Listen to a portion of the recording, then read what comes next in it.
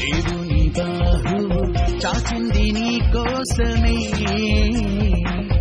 లేవనెత్తి రక్షించును. దేవుని బాహువు చాచింది నీ కోసమే, ఆదరించి ఆశ్రయమిచ్చు. హల్లెలూయా హల్లెలూయా నా దేవదేవునికే. హల్లెలూయా హల్లెలూయా నా దేవుని బాహువుకే. హల్లెలూయా హల్లెలూయా నా దేవదేవునికే. హల్లెలూయా హల్లెలూయా నా దేవుని బాహువుకే. నా దేవుని బాహువుకే. నా దేవుని బాహువుకే.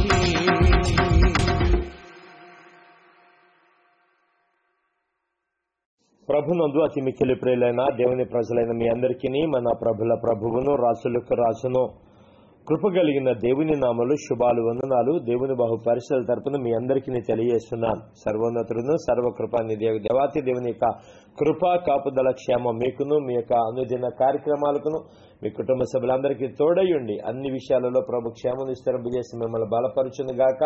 విశ్వాసములో, భక్తిలో, పరిశుద్ధతలో ప్రభు మిమ్మలను స్థిరపరచును గాక. ఆమేన్. ప్రియ దేవుళ్ళారా, గత కాలం అంతా కాచి కాపాడిన దేవాతి దేవుడు మనల్ని ప్రేమించి మన బ్రతుకులో నూతనమైన రోజును మనకు అనుగ్రహింపజేస్తున్నారు. ఈ యొక్క ఆగస్టు నెల 4వ తారీఖు సోమవారపు దినమున ప్రభు మనల్ని ప్రేమించి మనకు అనుగ్రహిస్తున్న అనుదిన ఆహారము పరిశుద్ధ గ్రంథములో నుండి కీర్తన గ్రంథము 30వ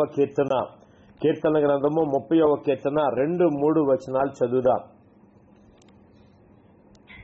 యెహోవా నా దేవా, నేను నీకు మొరపెట్టగా నీవు నన్ను స్వస్థపరిచితివి. యెహోవా పాతాళంలో నుండి నా ప్రాణమును లేవదీసితివి. నేను గోతిలోనికి దిగకుండా నీవు నన్ను బ్రతికించితివి. ఆమేన్. యెహోవా నా దేవా, నేను నీకు మొర్రపెట్టగా నీవు నన్ను స్వస్థపరిచితివి. యెహోవా పాతాళములో నుండి నా ప్రాణమును లేవదీసితివి. నేను గోతిలోనికి దిగకుండా నీవు నన్ను బ్రతికించితివి. దేవుడు ఈ ఉదయకాలము వాక్యములోని ఆ యొక్క మర్మము మనకు అర్థమయ్యే రీతిలో బోధించును గాక. ఆయన ఆత్మ ద్వారా వెల్లడయ్యే ప్రతి ఆ యొక్క మాట మనకు ఆశీర్వాదకరంగా మారును గాక. ఆమేన్. ప్రభునందు ప్రియమైన దేవుని వారలారా, గృహ ప్రతిష్ఠ గానంలో భక్తుడైన దావీదు తెలియజేస్తున్న అద్భుతమైన విషయం, దేవుడు చేసిన ఆ ఘనమైన కార్యాలు. దేవుడు ఏ కార్యాలైనా ఘనంగానే ఉంటాయి కదా. ఫలాంది ఘనమైంది, ఫలాంది గొప్పది, ఫలాంది శ్రేష్టమైనది, ఫలాంది అద్భుతం, ఫలాంది ఆశ్చర్యకార్యం అలాగ అనటానికి ఏమీ లేదు. అయితే అక్కడున్న పరిస్థితులను బట్టి, అక్కడున్న స్థితిగతులను బట్టి ఆ కార్యాలు ఆ వ్యక్తికి కానీ, ఎవరైతే ఆ అనుభవిస్తాడో ఆ వ్యక్తికి కానీ, ఆ ప్రజలకు కానీ ఒక క్రొత్తగా, ఒక వింతగా, ఒక ఆశ్చర్యకరంగా ఉండొచ్చు. ఫర్ ఎగ్జాంపుల్, మన దైనందిన జీవితంలో ప్రతిరోజు ఏదో ఒక అద్భుతం చేస్తాడు అనుకోండి, ఆశ్చర్యపోతామంటారా? ప్రతిరోజు ఏదో ఒక అద్భుతం జరుగుతుంది, ప్రతిరోజు ఏదో ఒక ఆశ్చర్యకార్యం జరుగుతుంది దేవుని ద్వారా, మనం ఆశ్చర్యపోతామంటారా? ఎవరు సమాధానం చెప్పరే? మనమేమి ఆశ్చర్యపోం. ఎందుకు? మనమేమి ఆశ్చర్యం అలవాటు అయిపోద్ది కదా. ఇక దేవుని కార్యాలు ఎలా ఉంటాయి కదా అని అలవాటు అయిపోద్ది మనకి. దేవుని కార్యాలు. అందుకనే కొంతమంది ఏం చేస్తారంటే, ఎంత అద్భుతం జరిగినా సరే మెన్నుకుంటుంటారు. ఎందుకో తెలుసా? వారికి ఇంకా అలవాటు అయిపోయినాయి ఆశ్చర్యకార్యాలు. అంటే దేవుడు ఏం కార్యాలు చేస్తాడు అంటే, ఆయన చేసేయన్ని ఘనమైన కార్యాలే, ఆయన చేసేయన్ని గొప్ప కార్యాలే, ఆయన చేసేయన్ని శ్రేష్టమైన కార్యాలే, ఆయన చేసేయన్ని కూడా మేలైన కార్యాలే. ఆ కార్యాలను మనము ఎప్పుడైతే అది గ్రహించగలుగుతామో మనం పెద్దగా ఆశ్చర్యపోవాల. కానీ దేవుని దగ్గరకు వచ్చిన వారిని దేవుడు ఆశ్చర్యపరుస్తాడండి. ఆమెను చెప్పండి గట్టిగా. ఆమె దేవుడు ఏం పరుస్తాడండి? ఆశ్చర్యపరుస్తాడు. ఆయన ఆశ్చర్యపరుస్తాడు. ఆయన కార్యాల ద్వారా, ఆయన యొక్క ఘనమైన కార్యాల ద్వారా ఆయన ఆశ్చర్యపడతాడు. ఎవరు చేయని కార్యాలు చేయటమే దేవుని గొప్పతనం అండి. ఎవరో చేయని కార్యాలు, ఏ మనుషుడి వల్ల జరగని కార్యాలు. నిజంగా ఈ చదవబడిన 2 మాటలలో దేవుడు ఎంత గొప్ప కార్యాలు చేశాడో భక్తుడి అలా. ఆయన అంటున్నాడు, యెహోవా నా దేవా, నేను నీకు మొర్ర పెట్టగా నీవు నన్ను స్వస్థపరిచితివి. యెహోవా పాతాళంలో నుండి నా ప్రాణమును లేవదీసితివి. నేను గోతులోనికి దిగకుండా నీవు నన్ను బ్రతికించితివి. ఎంత అద్భుతమైన మాటలండి ఇవి. అంటే ఒక భక్తుడి ఎడల ఒక వ్యక్తి ఎప్పుడైతే దేవునికి మొర్ర పెడతాడో, ఒక వ్యక్తి ఎప్పుడైతే దేవునికి విజ్ఞాపన చేస్తాడో, ఒక వ్యక్తి ఎప్పుడైతే దేవుని సహాయం కొరకు అర్థిస్తాడో, ఒక వ్యక్తి ఎప్పుడైతే దేవుని యొక్క సహాయ సహకారాల కొరకు కనిపెట్టుకుంటాడో, ఆ వ్యక్తి ఎడల దేవుడు చేసే గొప్ప కార్యం అండి, గొప్ప కార్యం.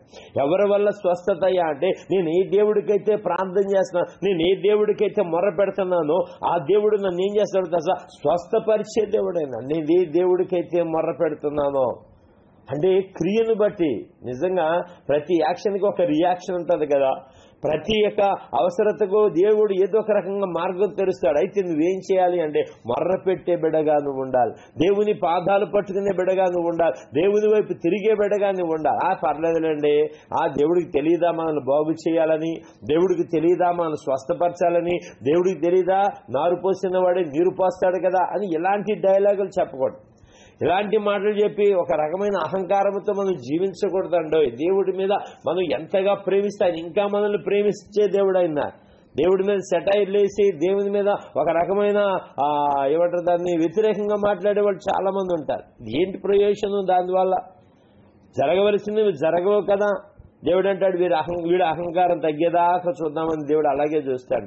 దేవుడికి ఏంటి, ఆయన కూడా ఒక ప్రత్యేకమైన రీతిలో ఒక ఆలోచనలు ఉంటాయి కదా. ఆలోచన బట్టి ఆయన అంటాడు ఇతనేంటి అహంకారుడు అయినాడు ఏంటి, ఇలాంటి మాటలు మాట్లాడతాడు. దేవుడైతే చేయడా? చేస్తాడు. ఎందుకు చేయడు? కానీ ఏ విషయంలో చేస్తాడు? ఎవరికి చేస్తాడంటే తన్ను తాను తగ్గించుకున్నవాడు ఏమవుతాడండి? హెచ్చించబడతాడు. అన్నిటికంటే ముఖ్యంగా దేవుని దగ్గరకు వచ్చిన వారు ప్రతి ఒక్కటి చంపేసుకుని రావాలి. మన స్ట్రాటజీ అక్కడ, మన లెవెల్ అక్కడ కనపడకూడదు. మనం ఎంతగా దేవుని దగ్గర తగ్గించుకుంటామో. ఏమండి, ఆయన ఎవరు సామాన్యమైన వాడా?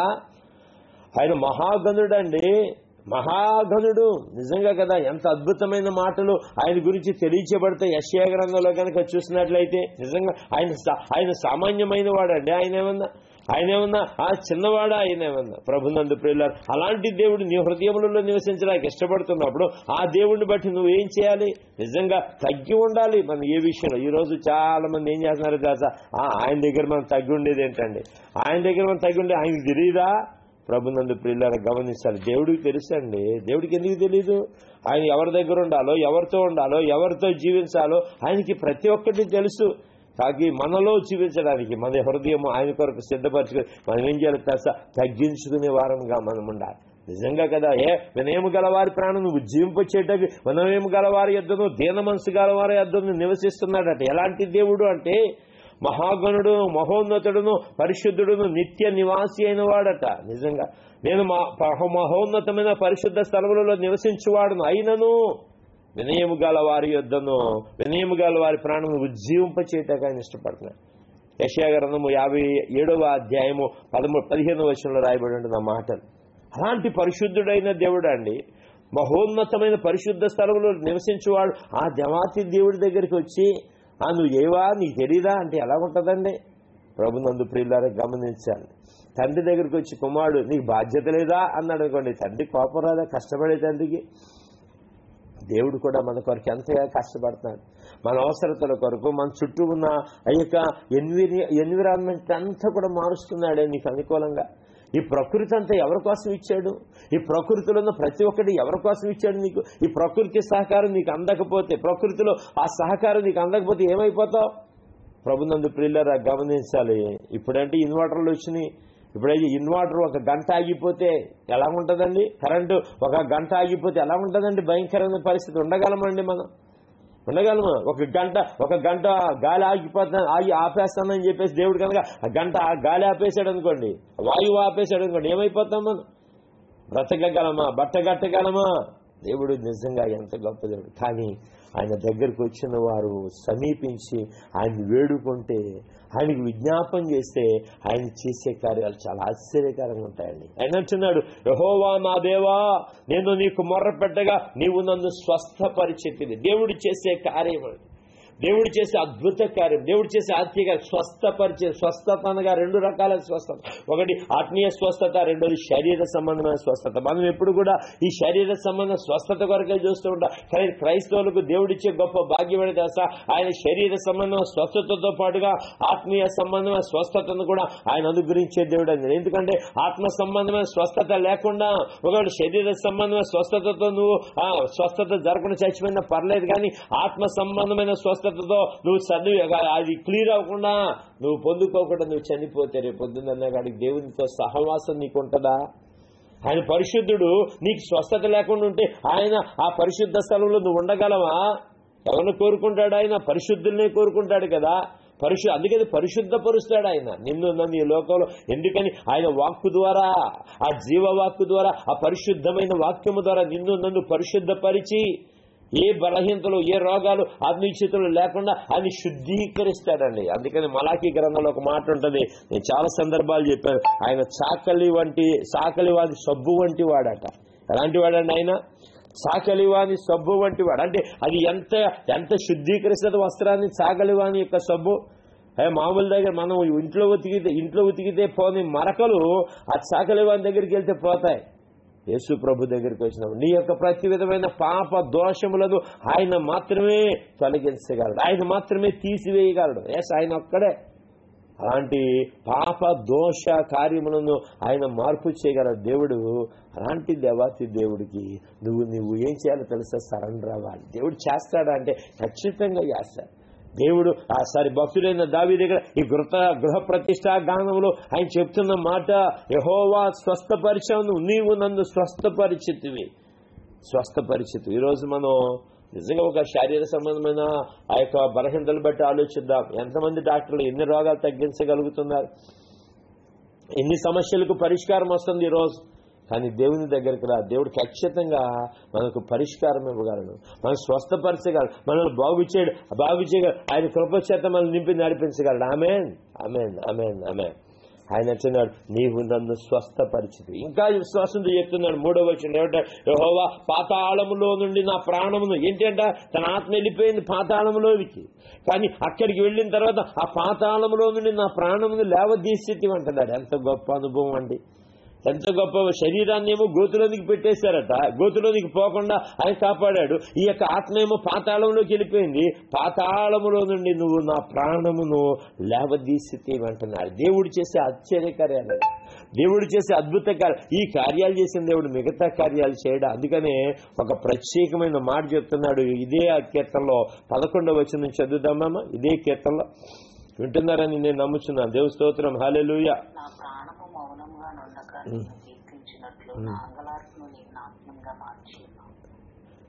ఎందుకని దేవుడు చేసే కార్యం అంటే, నీవు నా ప్రాణము మౌనంగా ఉండక నిన్ను కీర్తించినట్లు అంటే దేవుడు చేసిన కార్యమును బట్టి నీ ప్రాణం మౌనంగా ఉండకూడదు. దేవుడు చేసిన మేలును బట్టి ఎందుకు మనం స్తుతిస్తున్నాం? పొద్దున్నే ఎందుకు స్తుతి నైవేద్యం అర్పిస్తున్నాం? దేవుడు చేసిన మేలు. రాత్రి అంతా కాచి కాపాడాడు మనల్ని, గత కాలం అంతా కాచి కాపాడాడు. ప్రతిరోజు ఉదయం వేకువజామునే లేచి ఆయనకు స్తుతి యాగం ఎందుకు అర్పిస్తున్నాము అంటే, ఆయన మన జీవితంలో చేసిన ప్రతి విధంగా కార్యముని బట్టే కాకుండా ఇక్కడ భక్తుడు ఎట్లా ఏం చేశాడట? నా అంగలార్పును నీవు నాట్యముగా మార్చున్నావు. ఎంత గొప్ప దేవుడు అని మన దేవుడు. అంగలార్పును దేవుడు ఏం చేశాడట? ఒక నాట్యముగా మార్చే దేవుడు అయినాడు. కిందకి చూస్తే 12వ వచనం అంటాడు, నీవు నా గోనె పట్ట విడిపించి సంతోష వస్త్రము నన్ను ధరింపజేసి ఉన్నావు. ఎవరు? దేవుడు చేసే కార్యం ఇది. నా గోనె పట్ట విడిపించి నా శ్రమ, నా బాధ, నా యొక్క ఇబ్బందిగా బూడిదలోకి వెళ్ళిపోయానయ్యా, గోనె పట్ట కట్టుకుని ఉన్నాను. మరి ఇలాంటి పరిస్థితులలో ఎవరు ఈ పరిస్థితి నుంచి విమోచించగలరు అంటే, ఎవరు ఈ పరిస్థితి నుంచి విడిపించగలరు అంటే, ఎవరు ఈ పరిస్థితి నుంచి తప్పించగలరు అంటే ఆ దేవాతి దేవుడే, ఆ ప్రభువే, ఆ సర్వోన్నతుడే, ఆ గొప్ప దేవుడే. ఆయన ఏం చేయగలడు తెలుసా? గోనె పట్ట విడిపించి సంతోష వస్త్రము నన్ను ధరింపచేసి ఉన్నామంటున్నా. ఈ దేవాతి దేవుని యొక్క ప్రేమ మనకు కనబడుతుంది అసలు. ఈ దేవాతి దేవుని యొక్క కార్యాలు రుచి చూచి కూడా ఆయన మనం స్తుతించలేకపోతున్నామేమో, ఆయన నామమును మనం గణపరచలేకపోతున్నామేమో, ఆయన నామమును మనం గొప్ప చేయలేకపోతున్నామేమో. నా ప్రాణము మౌనంగా ఉండగా నిన్ను కీర్తించినట్లు అంటున్నాడు. నిజమే కదా, కీర్తించాలి, కీర్తించాలి, కీర్తించాలి. ఎవరిని కీర్తించాలి అండి? ఆశ్చర్యకార్యాలు చేసే దేవుణ్ణి. నిజంగా కదా, స్వస్థపరిచాడట, ప్రాణమేమో ఆ యొక్క పాతాళంలోకి వెళ్ళకుండా ఆ ప్రాణం లేవదీశాడట, గోతులోనికి పోకుండా బ్రతికించాడట. ఇలాంటి అద్భుత కార్యాలు చేయాలి అంటే కేవలం ఎవరిని బట్టో తెలుసా? ఎవరిని బట్టి? సర్వోన్నతులైన దేవుణ్ణి కలిగి ఉండటం బట్టి. అందుకని యెహోవాను తమకు దేవుడిగా గల జనులు ధన్యులు. వారిని దేవుడు కాపాడుతాడండి, వారిని భద్రపరుస్తాడండి. వారు ఎటువైపు వెళ్తున్నారు అటువైపు వారిని పోకుండా ఆయన మరలా వారిని తిరిగి రప్పించే దేవుడు అండి. అలాంటి దేవుని యందు, అలాంటి ప్రభునందు మనము నమ్మిక ఉంచి ఆ నమ్మికలో కొనసాగే వారముగా నీవు నేను మనం అందరం ఉండాలి. ప్రియజనులారా, ఈరోజు ఈ ఉదయకాల సమయంలో దేవుని యొక్క కృప ద్వారా మనం బలపరచబడాలి. ఆయన కార్యాలు మన జీవితంలో జరుగుతున్నాయి, జరగబోతున్నాయి, ఇంకా జరగబోతున్నాయండి. ఆమేన్ చెప్పండి గట్టిగా, ఆమేన్. ఆయన ఎవరికి పక్షపాతి కదా. అమ్మ వింటున్నారు అందరూ కూడా? దేవుని స్తోత్రం. హల్లెలూయా, హల్లెలూయా. దేవుడు ఎవరికి కూడా పక్షపాతి కాదండి. ఆయన అందరికీ సమీపం ఉంటాడు కానీ అందరికీ దూరంగా ఉండే దేవుడు కాదు. ఇంకా అన్నిటికంటే ముఖ్యంగా తన వైపు తిరిగిన వారికి ఆయన సమీపం ఉంటాడు. వారి అవసరతలు ఏంటో చూస్తాడు, వారు అక్కడేంటో చూస్తాడు, వారికి ఎటువంటి సహాయం చేయాలో దేవుడికి మాత్రమే తెలుసండి. అందుకని ఆయన గొప్ప కార్యాలు మనం రుచి చూడాలి. దావీదు రుచి చూచాడు దేవుని గొప్ప కార్యాలు, అలాగే భక్తులు రుచి చూచారు దేవుని గొప్ప కార్యాలు. ఈరోజు నీవు నేను రుచి చూడాలి. ఏ కార్యాలు తెలుసా? గొప్ప కార్యాలు చూడగలుగుతున్నామా? దేవుని గొప్ప కార్యాలు, దేవుని ఘనమైన కార్యాలు చూడగలుగుతున్నామా? ఎస్, ఆయన చేసే కార్యాలు బట్టి ఈరోజు నీవు నేను ఆయన స్తుతించే బిడ్డలుగా, ఆయన గణపరిచే బిడ్డలుగా, ఆయన గణపరిచే బిడ్డలుగా మనం ఉండాలండి. చూద్దాం ఒక మాట. కీర్తనల గ్రంథము 57వ కీర్తనలో, దయచేసి కీర్తనల గ్రంథము 57వ కీర్తనలో ఇతడట కరుణ కొరకు ప్రార్థన చేస్తాడట. ఏమని ప్రార్థన చేస్తాడండి భక్తుడు? చదువుదాం అన్నమాట. గుహలో దావీదు సౌలు వద్ద నుండి పారిపోయినప్పుడు రచించిన ఆ మాట కీర్తన ఏంటది? నన్ను కరుణింపుము దేవా, నన్ను కరుణింపుము, నేను నీ శరణు చేసి ఉన్నాను. ఈ ఆపదలు తొలగిపోవు వరకు నీ రెక్కల నీడను శరణు చేసి ఉన్నాను. మహోన్నతుడైన దేవునికి, ఇక్కడ చూడండి ఒక మాట, మహోన్నతుడైన చాలా మహోన్నతుడైన దేవునికి నా కార్యము సఫలము చేయి దేవునికి నేను మొరపెడుచున్నాను. ఏ కార్యము తలపెట్టి నువ్వు దేవుని దగ్గరకు వస్తావో, ఏ కార్యము అనుకుని, ఏ ఆలోచన అనుకుని నువ్వు దేవుని దగ్గరకు వచ్చి మొరపెడతావో ఆ దేవుడు నువ్వు మొరపెట్టిన దాన్ని బట్టి నీకు సహాయము దయచేస్తాను. అనారోగ్యం కొరకు మొరపెడుతున్నావా? అయ్యో నా ప్రాణం పోతే ఎలాగని ఆ ప్రాణం కొరకు మొరపెడుతున్నావా? లేదా నీ శరీరంలో కలిగిన బాధ, బలహీనత, ఇబ్బందికర పరిస్థితి, కష్టం గురించి నువ్వు మొరపెడుతున్నావా? దేవుడికి సాధ్యమే అండి. దేవుడు చేయగల కార్యాలు. ఇగో కార్యము సఫలము చేయి దేవునికి మొరపెట్టాడండి భక్తుడు. ఈరోజు నువ్వు నేను అదే దేవాతి దేవునికి మొరపెట్టి కనిపెట్టుకుందాం. దేవుడు తన యందు నిరీక్షణ గలవారిని, తన యందు కనిపెట్టుకున్న వారిని ఏమాత్రము కూడా చెయ్యి విడిచిపెట్టే దేవుడు కాదు. ఆమేన్. చెయ్యి విడిచిపెట్టే దేవుడు కాదండి. ఎందుకో తెలుసా? ఆయన తన కార్యముల చేత, తన ఘనమైన కార్యముల చేత తన జనులైన వారిని ఆయన రక్షించటమే ఆయనకు తెలుసు, కాపాడటమే ఆయనకు తెలుసు, విడిపించటమే ఆయనకు తెలుసు, విమోచించటం మాత్రమే ఆయనకు తెలుసు అండి. ఎస్, ఈరోజు నువ్వే పరిస్థితుల్లో ఉన్నావు? దావీదు పరిస్థితులలో కార్యము సఫలం చేయి దేవునికి ప్రార్థన చేశారు. మరి నీకున్న పరిస్థితులలో నువ్వు ప్రార్థన చేయగలుగుతున్నావా? మొరపెట్టగలుగుతున్నావా? ఆయనకి ఎప్పుడైతే కార్యము సఫలం చేయి దేవుడిని మొరపెడతావో నీ కార్యము జరుగుతుందండి. నీకు కార్యము జరిగించే దేవుడు అయినాడు, నీ పక్షంగా వ్యాజ్యమాడే దేవుడు అయినా, నీకు ఏ అవసరత ఉందో అవసరతలో నీకు సహకారిగా ఉండి నడిపించే దేవుడు అయినాడు. ఇప్పుడు ఇతనికి ఏం అవసరం ఉంది?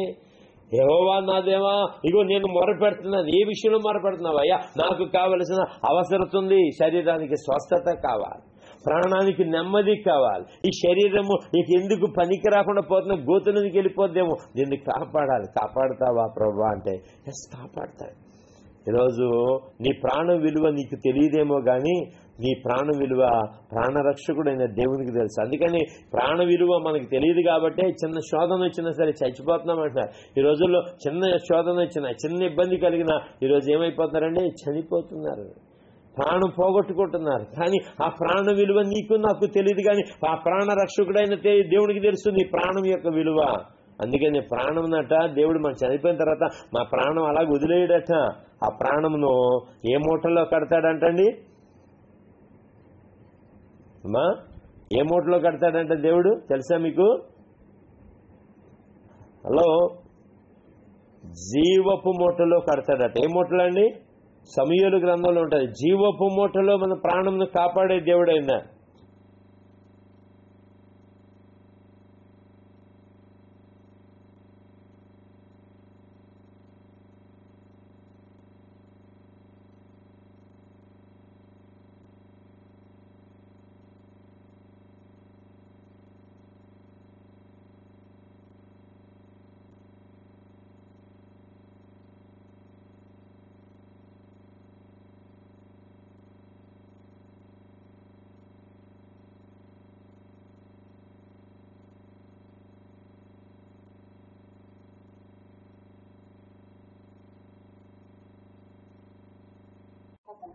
జీవపు మూటలో మన ప్రాణమును కాపాడి భద్రపరిచే దేవుడు అయినాడు. ఎందుకో తెలుసా? ఆయన ప్రాణం విలువ ఆయన తెలుసా, ఆయన ప్రాణ రక్షకుడు తెలుసా. మనకి ఆ ప్రాణమును మనకి ఇచ్చిన ఆయనే. కానీ మనకేంటంటే మన ప్రాణాన్ని ఈజీగా తీసేసుకుంటానికి ఇష్టపడతాయి. చిన్న సమస్య, ఎవడు మనం తిట్టకూడదు, ఎవడు మనల్ని ఏమనకూడదు, మనం ఎన్ని తప్పులు చేసినా, ఎన్ని చేసినా, ఎన్ని అలవేశాలు వేసినా, ఏం చేసినా సరే మనం ఎవడు ఏమనకూడదు అని చెప్పేసి భీష్మించుకొచ్చుట. ఎవడన్నా ఏమన్నా అన్నాడంటే ఈ ప్రాణం తట్టుకోలేదండి, వెలవెల్లాడిపోద్ది. ఈ ప్రాణానికి విలువ తెలియదు కదా అని ఈజీగా నేను తీసేసుకుందా.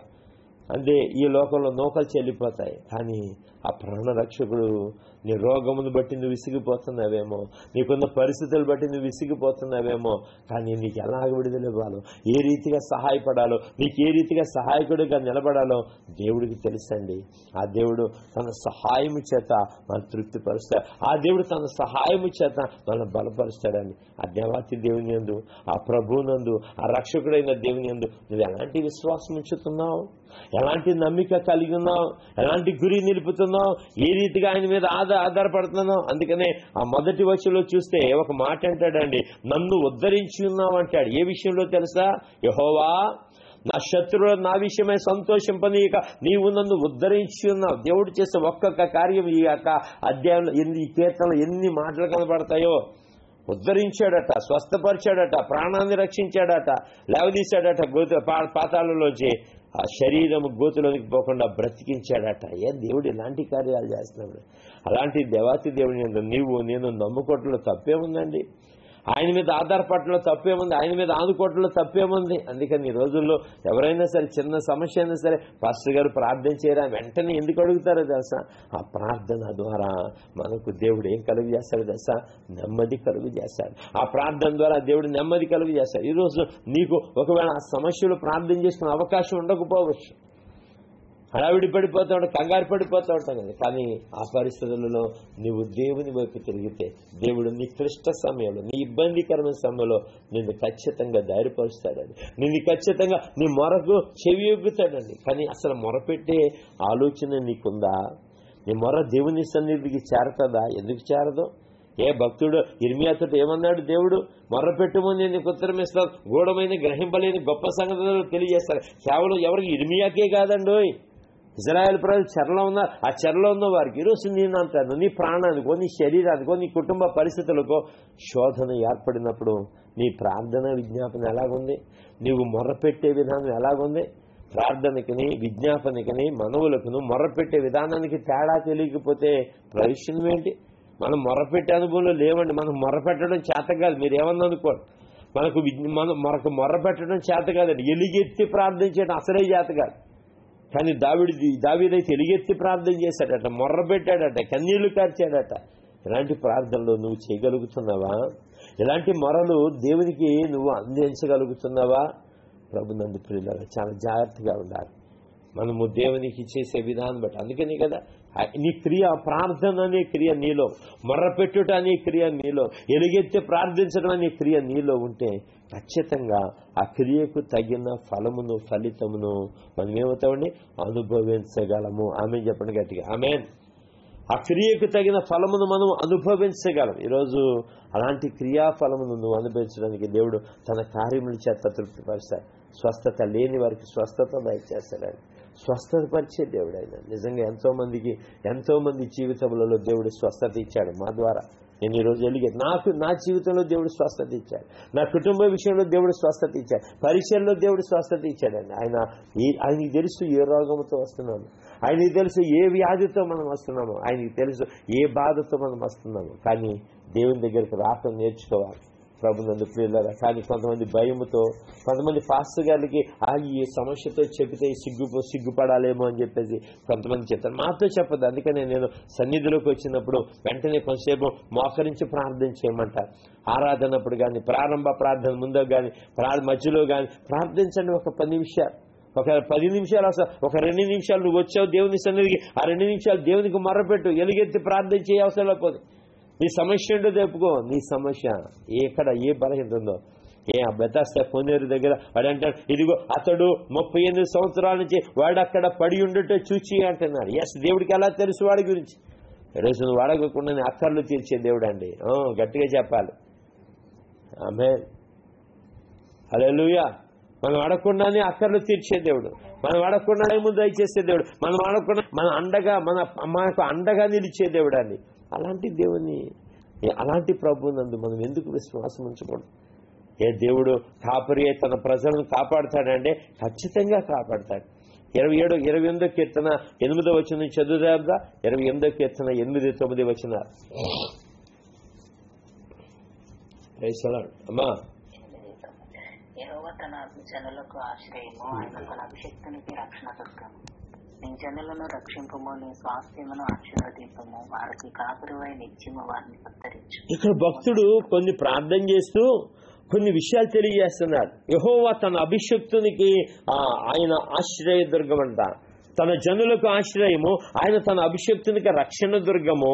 నీ జనులను రక్షింపము, నీ స్వాస్థ్యమును ఆశీర్వదింపము, వారికి కాపురువై నిత్యము వారిని ఉద్ధరించమన్నాడు. నిజమే, దేవుడు ఉద్ధరించకపోతే, దేవుడు వృద్ధి చేయకపోతే, దేవుడు గొప్ప చేయకపోతే, దేవుడు తన కృపలతో నింపకపోతే ఏమైపోతామండి మనం? అసలు దేవుడు కాపుదల లేకపోతే ఏమైపోతాం? దేవుని కృపచేత మనం నింపబడకపోతే మనం ఏమైపోతాం?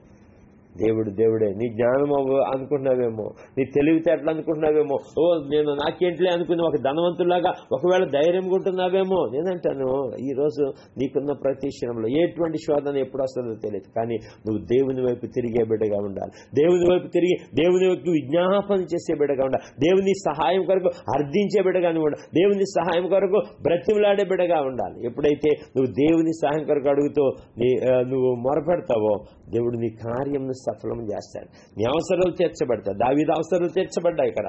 ఆ మామూలు అవసరతలు కాదండి, తన శరీర విషయంలో కానీ, తన యొక్క అనారోగ్యాల విషయంలో కానీ, తను పడిన పరిస్థితుల్లో కానీ ఆయన ధైర్యం ఉండగలిగాడు. కారణం ఏంటి తెలుసా? దేవుడు తన అభిషక్తునికి ఎలాగుంటాడండి? రక్షణ దుర్గముగా ఉంటాడు.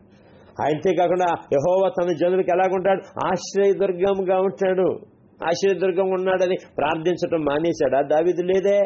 తన అవసరత వెళ్ళగొట్టుకున్నాడు, తన గోడు వెళ్ళగొట్టుకున్నాడు, తన బాధ వెళ్ళగొట్టుకున్నాడు, తన ప్రతి అనుభవిస్తున్న స్థితిగతులను ఆయన వెళ్ళగొట్టుకున్నాడు. దేవునికి, మనుషులకి ఎవరి దగ్గర చెప్పలేదే, దేవుని దగ్గర చెప్పాడు. ఈరోజు దేవునికి మొర్ర పెట్టగా, దేవునికి విజ్ఞాపన చేయగా దేవుడు చక్కని ప్రత్యుత్తరం ఇచ్చే దేవుడు అయినాడు. ఆమేన్. ఎలాంటి ప్రత్యుత్తరం అండి? చక్కటి ప్రత్యుత్తరం. నేను విడమర్చి చెప్పడానికి సమయం లేదు, కానీ చక్కటి ప్రత్యుత్తరం ఇస్తాడు. అందుకని ఆయన సమాధానాలు ఆశ్చర్యంగా ఉంటాయి, ఆయన కార్యాలు ఆశ్చర్యంగా ఉంటాయి, ఆయన కార్యాలు అద్భుతంగా ఉంటాయి. అలాంటి అద్భుతాలు ఎన్నో చూసాం కదా మన జీవితంలో, ఇంకా చూడబోతున్నాం. చెప్పాలి గట్టిగా ఆమేన్. ఇంకా చూడబోతున్నామండి. హల్లెలూయా. దేవుని కార్యాలు దేవుడు మన ఎలా జరిగించడానికి ఇష్టపడుతున్నాడు. అలాంటి దేవాతి దేవుని యందు మనం విశ్వాసం ఉంచుదాం. దేవుని యొక్క నామమును బట్టి ప్రార్థన చేయగా దావీదుకు మొరపెట్టగా స్వస్థత దొరికింది. అంతేకాకుండా పాతాళములో నుంచి ప్రాణమును దేవుడు లేవదీశాడు. గోతిలోనికి పోకుండా ఆయన బ్రతికించాడు. ఈరోజు అలాంటి దేవుని యందు నీవు నేను మనం విశ్వాసం ఉంచి ఆయన ఆశ్రయిస్తూ ఆయన ద్వారా వచ్చే ప్రతి విధమైన రక్షణ భాగ్యాన్ని అనుభవిస్తూ ప్రభువును స్తుతించి గణపరిచే బిడ్డగా ఉండాలని ఆశీర్వదిస్తూ దీవిస్తూ ఈ మాటలు ముగిస్తున్నాను. దేవుడి మాటలు దీవించి ఆశీర్వదించి దావీదు వలె నిన్ను నన్ను కూడా దేవుని వైపు తిరిగి మొర్రపెట్టే వారంగా, దేవుని వైపు తిరిగి ఎలుగెత్తి ప్రార్థించే వారంగా, కార్యము సఫలం చేసి దేవునికి మొర్రపెట్టే వారంగా ఉండాలని ఆశీర్వదిస్తూ దీవిస్తున్నాను. దేవుడు మిమ్మల్ని దీవించి ఆశీర్వదించును గాక. ఆమేన్, ఆమేన్. మీ మొరలకు జవాబు ఆయన అనుగ్రహించును గాక. ఆమేన్.